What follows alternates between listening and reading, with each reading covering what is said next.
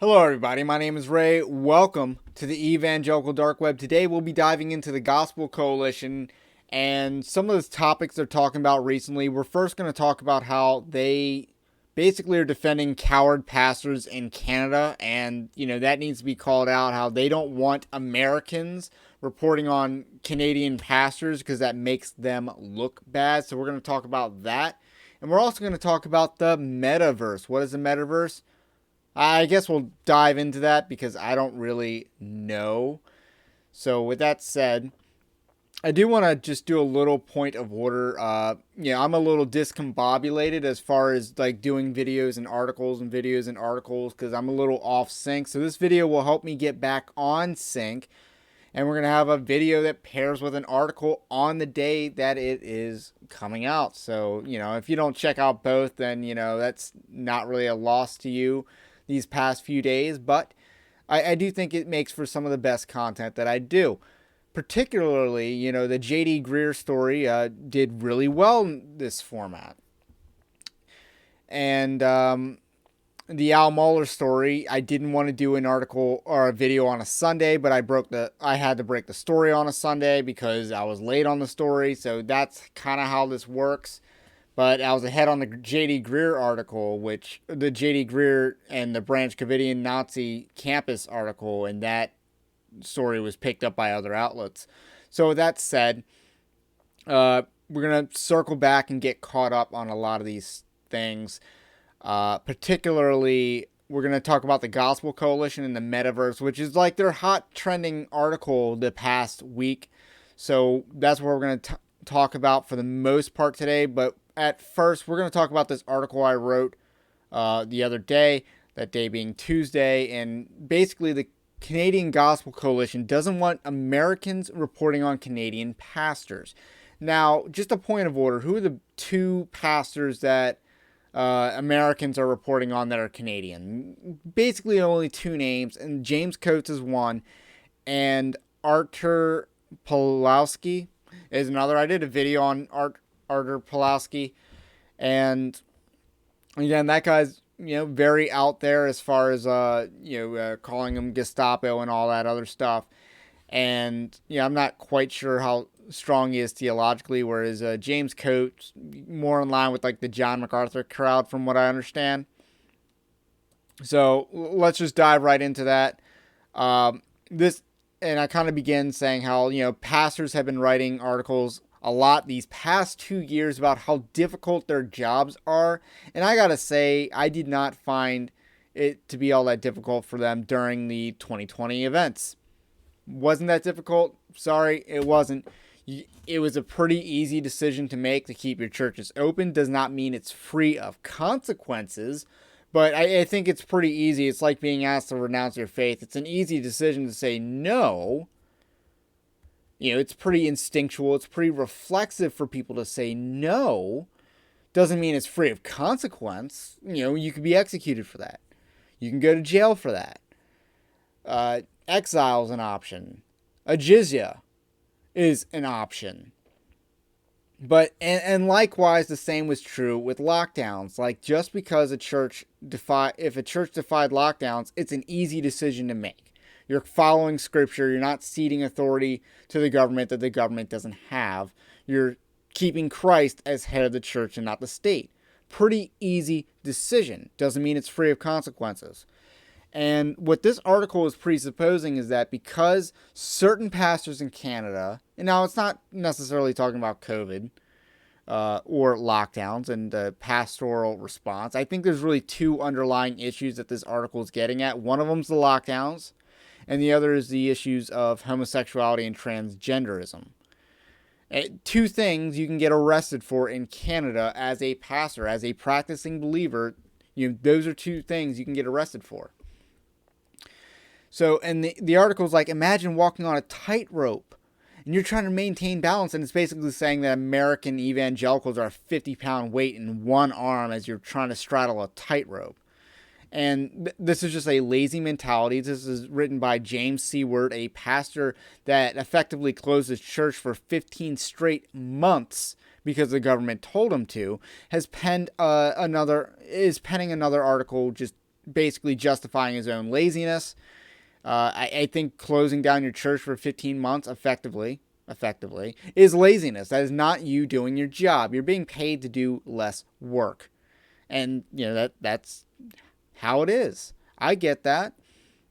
I work from home. I get paid to do less work because you take out a lot of the fluff that's in day-to-day office activities, stuff like that. So let me explain. The Canadian evangelical community is fledgling, even while robust. We are undersourced and underfunded. We have no metaphorical megawatt radio signal that broadcasts and amplifies across Canada. We have no big conferences, no robust but distinctly Canadian parachurch movements, and little in terms of magnetic/destination seminaries. Even our denominations are small. I'll admit there's something beautiful about this. There's something pure Canadian about Canadian air, about the that's mostly free from celebrity powerhouse institutions, but there are challenges. And he's basically saying that this is an aspiring Big Eva writer, basically saying that there's a lack of Canadian Big Eva. And apparently that's a bad thing, or at least they're unable to capitalize on that. Like, what was Big Eva telling the American church? It was telling the American church to lock down. It was. And now people like Al Mohler, who I covered in a previous video, are basically saying, no, it's good to fight the government on vaccine mandates. It wasn't good to do it on lockdowns, but vaccine mandates, sure. So I take this article as someone just being lazy. Meanwhile, the American evangelical media behemoth comes upon a Canadian pastor or a story that serves American interest well, and the volume on that one pastor or story gets turned up, which is helpful for the United States. But when our neighbors' music is turned up to normal for them, it's extremely loud for us. Gotta be careful about them Canadian sensibilities. It's like having a guitar. Okay, let's skip that. The way American Christians use Canada often makes our work here much harder. And he uses a hypothetical scenario, and this talks about hate speech as the example. Suppose a law passes in Canada that labels certain kinds of preaching as hate speech, thus illegal. Virtually all Canadian evangelical churches are appalled and opposed to the new law. These churches and their leaders begin coordinating their collective responses given our limitations and our temperament. Well, and that's the main thing, the temperament. The response is slow developing and careful. It's also shaped by our understanding of unique culture and government in Canada. Meanwhile, there's a pastor with a history of divisiveness that hurts our fragile cooperation. We will call him Billy. Billy mocks our Canadian commitment to process and calling his fellow pastors cowards. He conducts an outdoor service, invites the press, and preaches a jarringly candid service that defies the law. As a result, he's arrested on the spot. A terrible outcome, we'd all agree. The American evangelical bullhorn is blaring this story. Billy, who I agree with Billy's right. Billy becomes a quasi-celebrity in the United States. His voice and perspective is amplified. Suddenly, here's the kicker. Pastors all across Canada are already struggling to navigate their way through a horrible situation. Are forced to answer questions from their own congregants about why they aren't taking the approach that Billy has taken. And that is the real motivation of this article. This is the Canadian Gospel Coalition basically saying, you guys are making our jobs harder. And by you guys, are talking about outlets like me, even outlets like the Christian Post, American-based evangelical outlets. They are making it hard for Canadian pastors because we are pointing out good things that certain pastors are doing, and that raises questions for why other pastors aren't doing what is right. And that had to have been the case with James Coates, and I'm sure it's the case on other issues like this hate speech. But I think the main context at the present time is the fact that these churches aren't gathering. Why aren't they defying like these pastors? And it's just laziness. In Canada, and this is how I conclude, being a Christian is a fringe belief That is how far gone the culture is. And this Gospel Coalition writer is complaining about the fervent believers upsetting their dead faith. This church in Canada is the Church of Sardis in Revelation 3, and the Gospel Coalition prefers to keep it that way. I thought that was a fitting metaphor. They are the Church of Sardis, the dead one. But there were a few good men, a few good Christians in the Sardis church who are promised to be rewarded by Jesus. So we're going to talk about the metaverse. This article was written in the American Gospel Coalition, November 2nd. So this article's old, but I don't know anyone talking about this. So I thought it'd be interesting to dive into the metaverse topic. So what is a metaverse? And to be honest, this is a new word for us, and the Gospel Coalition's honest about that. But to be honest, I don't think it really means anything. I'm trying to understand what it means other than a combination of virtual and augmented reality. But it seems like, actually, it just seems like virtual reality. What exactly is the metaverse? So here's a definition of the metaverse that Gospel Coalition provides. The metaverse is a massively scaled and interoperable network of real-time rendered 3D virtual worlds, which can be experienced synchronously and persistently by an effectively unlimited number of users, and with continuity of data such as identity, history, entitlements, objects, communications, and payments. I have a better time reading those confusing Bible names that are just so outside of the English lexicon. I have a better time reading that than what that guy said. The metaverse is not a digital world. It is a digital world of worlds through which people can travel seamlessly, retaining their appearance and digital possessions wherever they go. These worlds do not merely exist in VR, but also layer on to physical reality through AR. That's augmented reality, since we've not brought up that term, or I have, but so apparently it's both. It's both. So these are the examples of this new metaverse that's on the horizon, that's always on the horizon. And just a point of order before we get into these examples.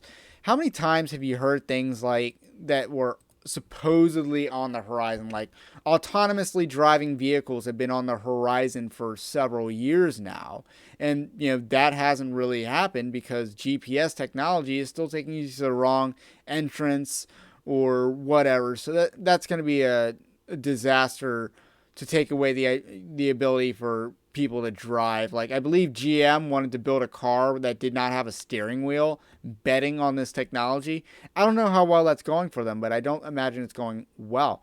And of course, there's the overinflated, there's going to be this percentage of electric vehicles on the road by this year. Again, these metrics for cars, for instance, have been wrong constantly.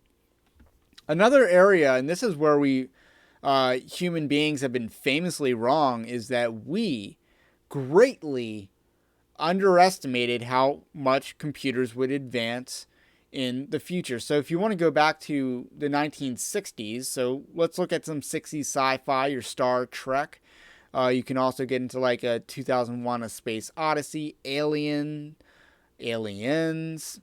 all these different sci-fis that have computers and space travel.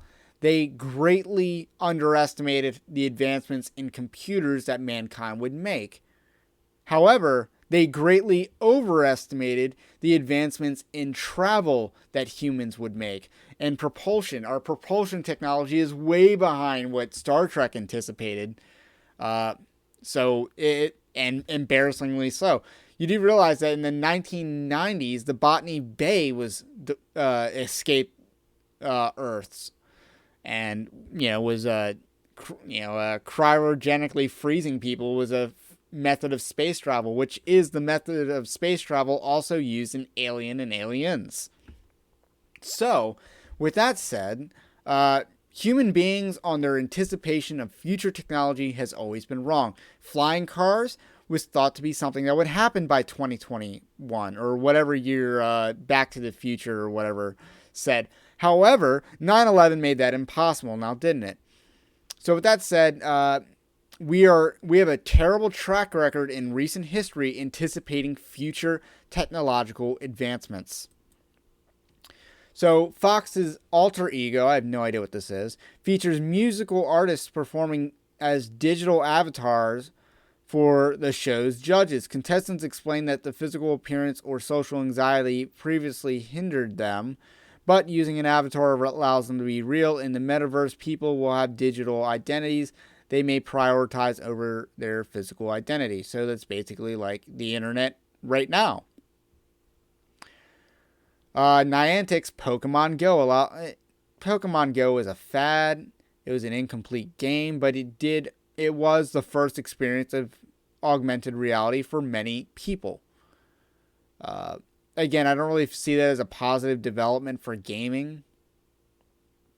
Travis Scott put on a live concert in Europe, I don't know why I'm reading that.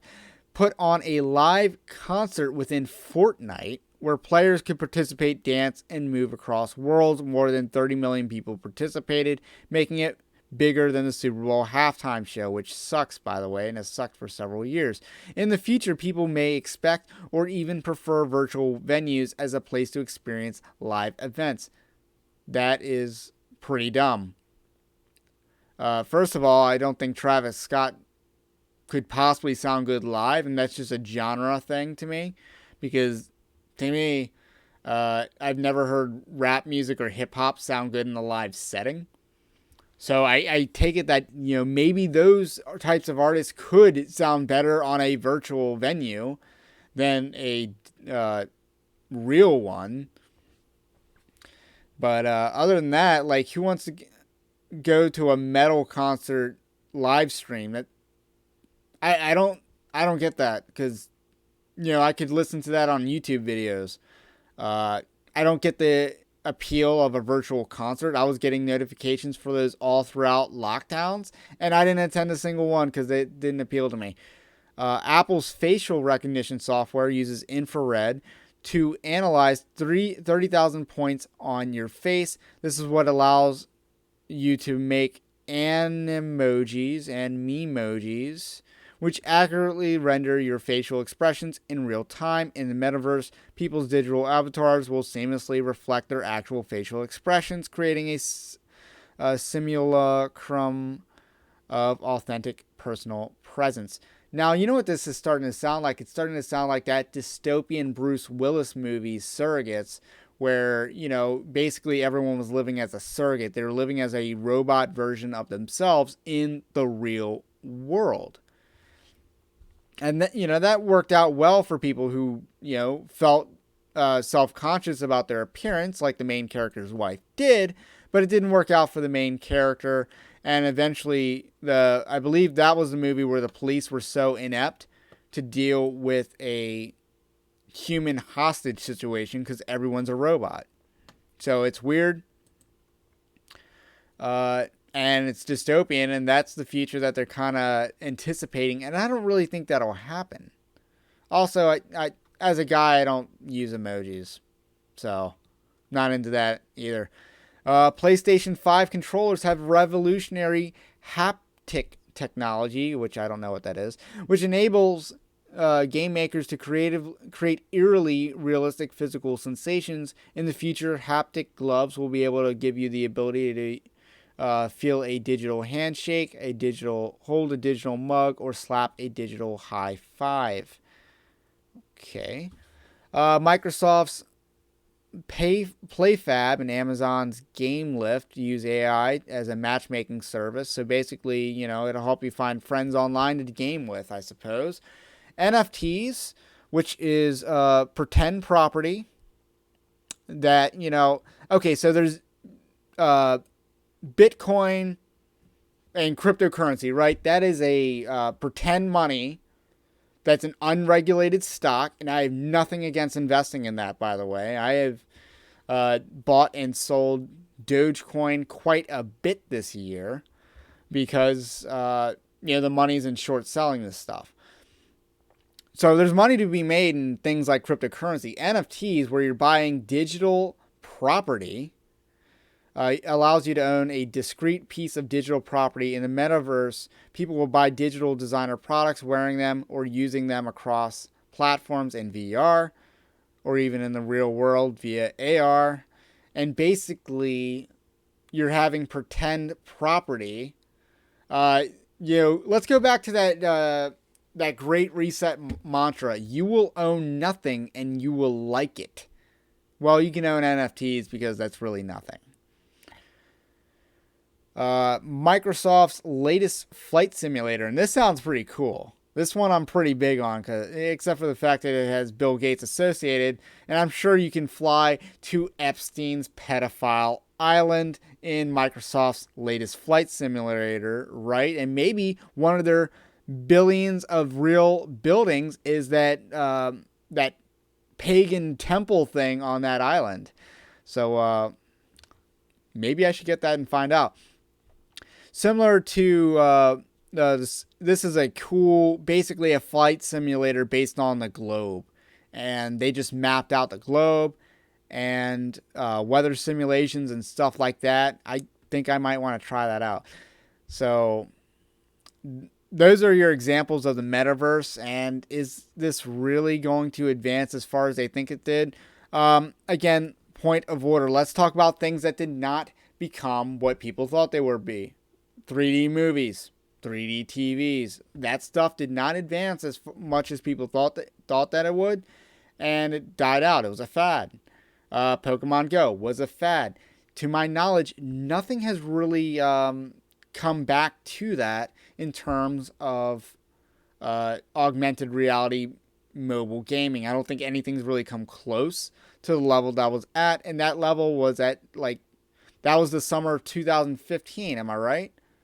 So obviously it's been 6 years and nothing has really come about from Pokemon Go. And that's not to say it wasn't a forerunner to something, but let's not act like that was foreboding future of the metaverse. So I fail to see where the metaverse is a real possibility, or real in terms of something new that doesn't already exist. Like, I don't see how Microsoft's flight simulator really plays into that. And, basically it's going to be the movie Surrogates with Bruce Willis. That's basically what I'm seeing. This is how the Gospel Coalition says Christians should respond to the metaverse. If you think society is struggling with questions of identity now, get ready. Individuals will be able to express themselves however they want through fully customizable avatars in the metaverse. Now, I don't think they'll be able to express themselves however they want. There'll probably be woke rules for this woke metaverse. What happens when we identify more with a virtual version of ourselves than with our real selves? People may begin to conflate their God-given identity with the self-made identity they crafted in the metaverse.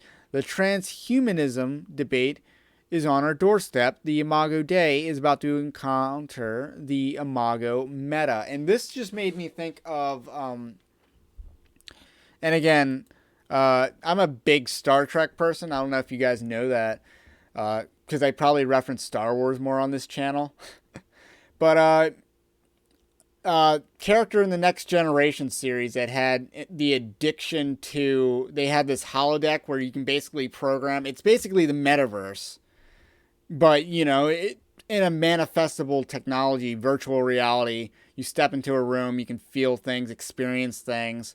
It's not quite real because apparently you can flirt with women and stuff, so stuff like that, but it doesn't quite reach human levels. But there's this one guy who's very creepy about it, and I actually found the character very endearing because this was Star Trek exploring the downtrends of the modern advances that universe had made.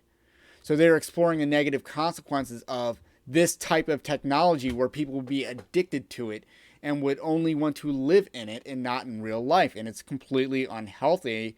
And I don't think this is something we can really promote going into it, because the real world exists, and I don't see how the metaverse can be a substitute for real human interaction. It will just lead to a more depressed generation, a more suicidal generation, or even worse, just even more deviant. And I don't even know how that might manifest itself. So basically, so the goodness of creation in a disembodied world. And this actually, I don't know, I don't think this is the point they're going to make, because again, I barely read this article, and I read this days ago and then probably forgot most of what it said. But the goodness of creation, this is kind of, in some ways, our attempt to defy God by creating our own world. So God created the world out of nothing. We can't do that because we have resources. We can't create matter out of nothing. At most, we can use the material, the world that God has given us, to make improvements or augmentations to the world that God has given us. And I don't think it's impossible theologically for us to make improvements upon God's creation, because that is technically what we are designed to do. Creation exists for mankind, not mankind for creation. So, if we're terraforming land to cultivate it, I think that God would view that as an improvement upon creation, because we are being fruitful and multiplying. We are fulfilling the dominion mandate. But when we aren't doing that in the real world, but instead are creating our own world in which to create our own and fulfill our own dominion mandate, that is a larger meta, to use upon, theological issue that this technology will bring about. And it talks about how secularism disenchanted the world and stripped it of its transcendent sacramental meaning. The metaverse offers a transcendence knockoff when it fulfills, as one podcaster put it, the very long-term human aspiration to be able to enter a completely imaginary world. And I think they're going to make a point that's not quite as good as the one I made.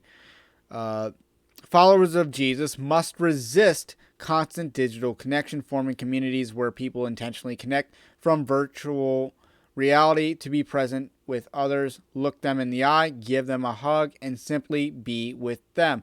Now, keep in mind, what did the Gospel Coalition promote? Lockdowns and virtual church.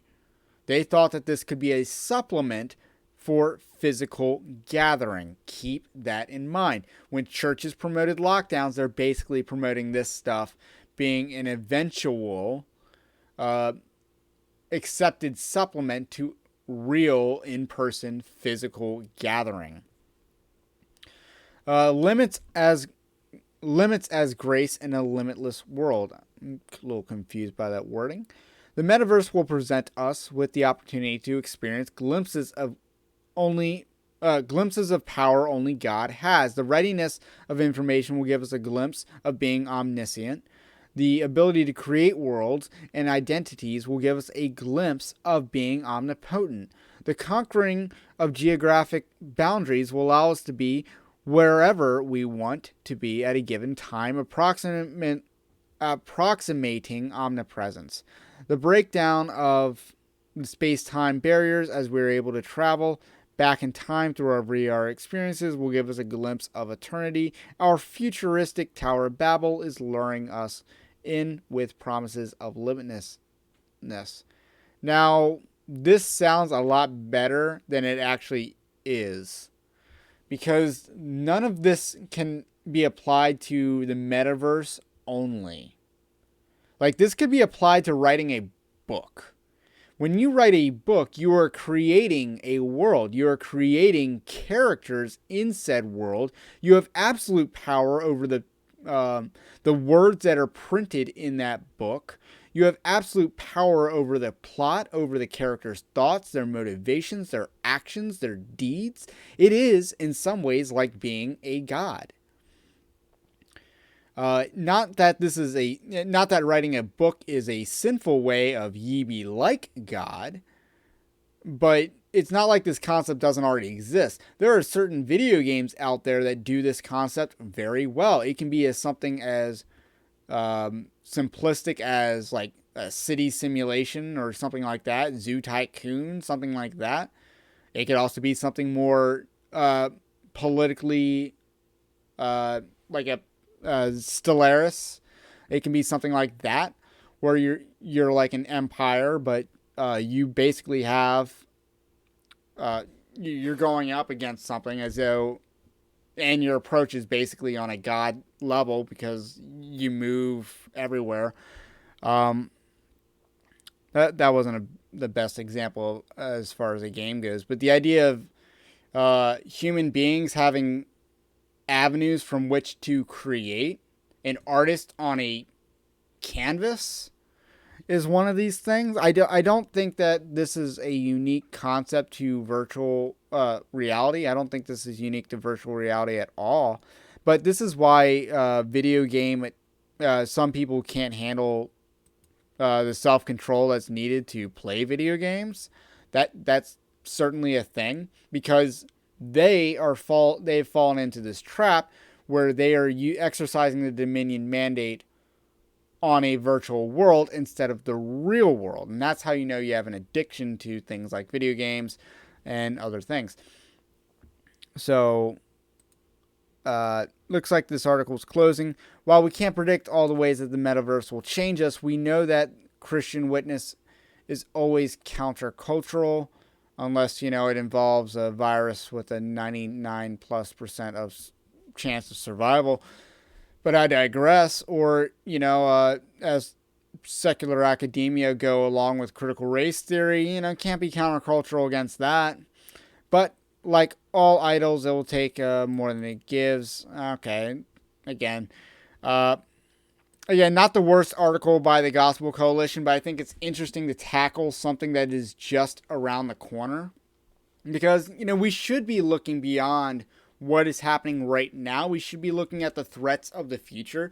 How many people were talking about the Great Reset multiple years ago? We should be talking about these things. And, just like I said that I believe Revoice is the next major fight within the church, because theologically a lot of people are already compromised, and they don't explicitly hold that position, but inwardly they have a lot of the compromised positions. And it's only a matter of time before that becomes a harder sell, or a softer sell, I should say. So we should be concerned about threats in the future. We should be concerned about things like the metaverse and how technology will change us. And we should be concerned about maintaining real physical assembly, real physical fellowship, and real physical fulfillment of the dominion mandate that God has given us. So with that said, that's all I got for today. My name's Ray. This is the Evangelical Dark Web. If you like this kind of content, subscribe to the channel. Also check out evangelicaldarkweb.org so you don't miss these articles that I write. And let me know what you think about what I think, and I will catch you on the next one.